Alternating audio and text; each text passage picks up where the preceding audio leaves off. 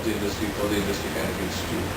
And we tell the students who are coming here, they are also from diverse backgrounds, that your ability to join different organizations at an affordable cost should be a prime concern if you join this.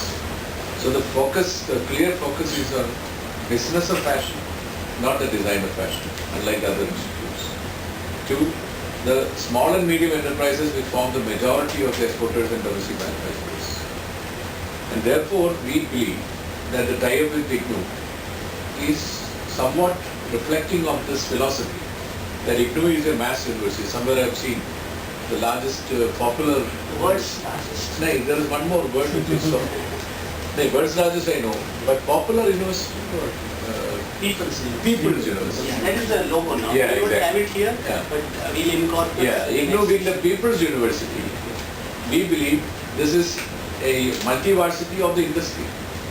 So it is in a way the People's University and the multi-varsity for industry joining hands together to create that genre of merchandisers and managers and digital merchandisers and apparel production managers and retail managers who are also linked to a people's movement rather than some elitist activity. Yes. So that is one primary difference I would like you to focus on. Second is that people are looking at digital technologies more in the export trade, mainly because they want to cut costs on number of samples which are made.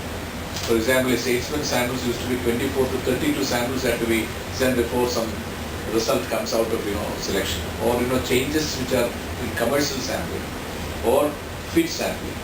If you just look at the whole titling of fit samples which are created, from the initial samples created to the salesman samples to commercial samples to fit samples, the amount of expenditure involved in the development process has been very huge.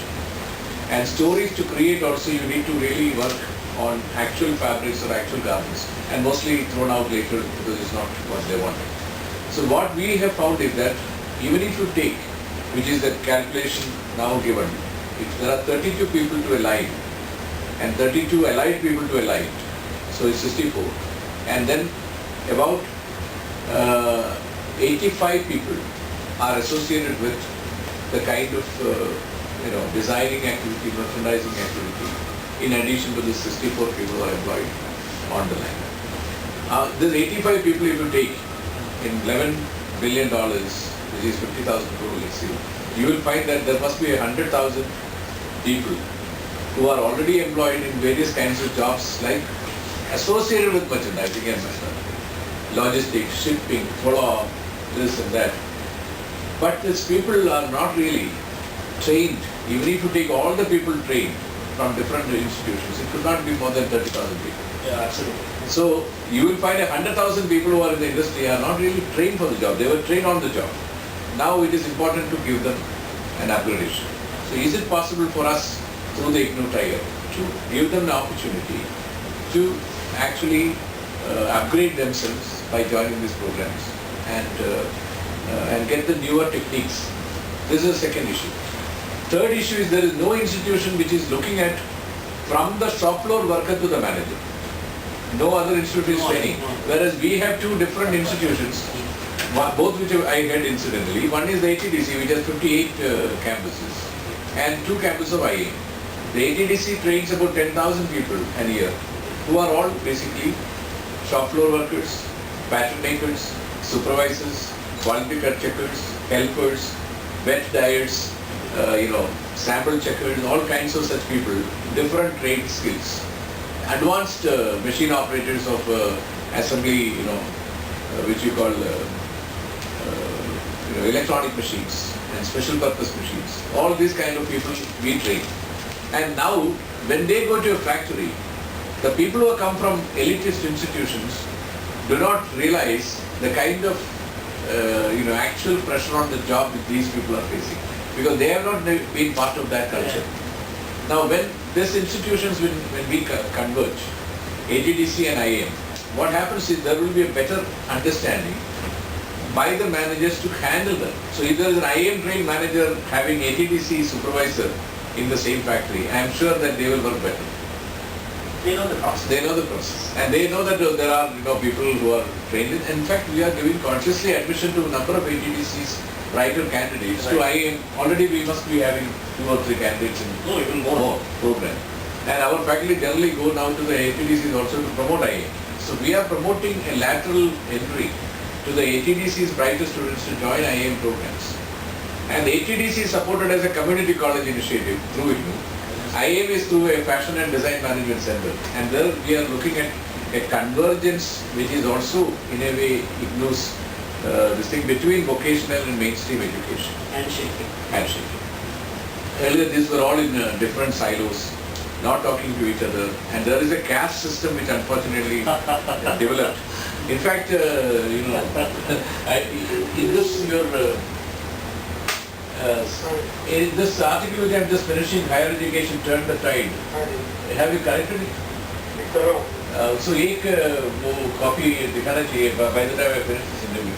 Okay. I am writing because I just went to speak a valedictory address on Indian higher education. After I came back, I sort of made this an article.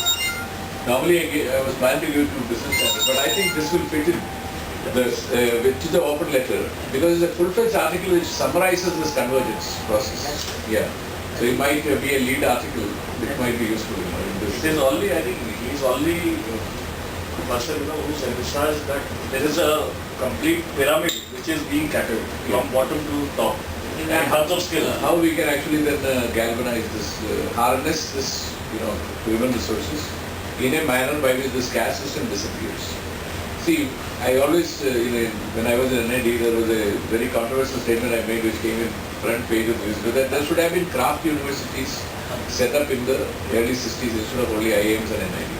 And if these craft universities gave BDes, MDes, MTech to the weavers and dyers and lockmakers and all the craft people in the country, their parents, their children would not have felt out of place in a society. And they would have continued by modernizing the looms, modernizing the lock making, modernizing the knife making, modernizing whatever they were doing, rather than abandoning those trades. Since they had to cringe and stand in the room corner because they were not given the respect, nor a degree to get a good job. They all abandoned, imparted near Gujarat, Sajan may know. There are only 4 families. Now in the 4 families, only 1 is left. In that 1 family, the guy who is supposed to continue the trade is an architect. And he does not want to now continue Patola weaving. Now, just look at somebody, Josindra Jain had estimated, if you want to just equip the kind of skills which you have lost, it will require a 32,000 crore outlay. What the trades, people do not know how to weave anymore because Nerada Sari scheme came and that killed the very complex weaving hand dexterity of the many weavers because they could just weave only 40s and get away with it. So Janata Saris commoditized all the weaving. We all, made sure that, nobody, in fact, some of the weavers are selling balloons in that is very This is a dying. So the point is that if you do not convert the skills which are existing, skills which are required in the modern society, and the mainstream education in a bonded marriage which coexist in the it's like a Hindu undivided family if you don't create. And now we are making it nuclear families, one nuclear family of elitist institutions. I have written very controversial probably, I have written that there is no point in investing 2,000 crores into an iconic institution somewhere now. The whole objective is to democratize education. So, Democratize excellence. How far is controversy then? No, this was of course then debated a lot of people sent me support letters. They wanted me to set up a NGO based on that concept and take it a movement to the planning. Well, I was holding a full-time ACC appointed post as director. I could not be part of all that. But I got so much of support letters in the airport when I reached. That was one of the most important statements on which I got the maximum, spontaneous support from people. Another was to set up the National Museum on the bank of Sarabari, National Design Museum. These 2 things, I brought it to the point to just underline that skills lost is not necessarily skills regained. It is very difficult to regain those skills. So it is very important that we at this point of time put a break by allowing